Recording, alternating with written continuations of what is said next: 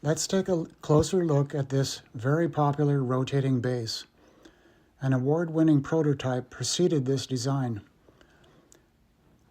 This is half of the Bino-chair's azimuth control mechanism.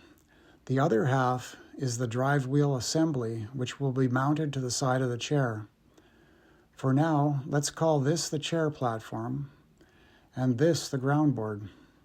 The chair will sit on this platform, actually facing that way. It is positioned with these 4 rubber guides.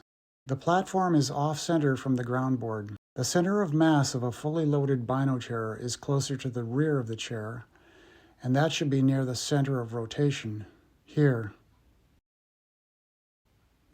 The platform is also slightly to the right side of the ground board, so there's room for the drive wheel to come down and touch the track there on the left side of the chair.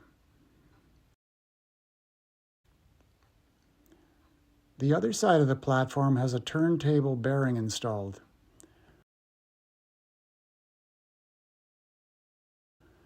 The inner ring of the bearing is attached to the platform.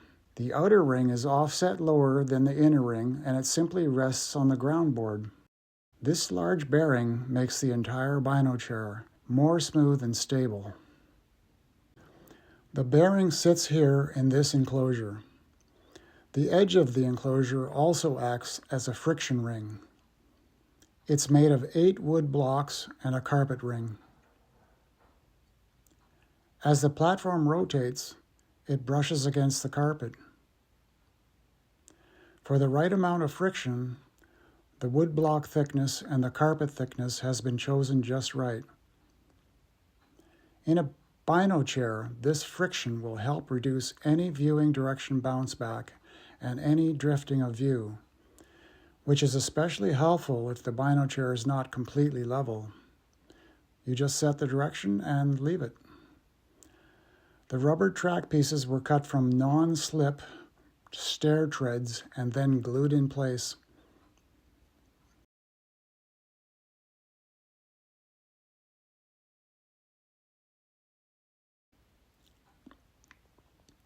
The 8 feet here help with leveling.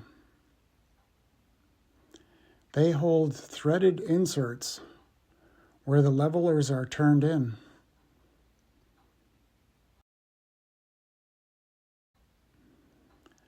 To keep it dry, this rotating base normally sits on a tarp or a mat.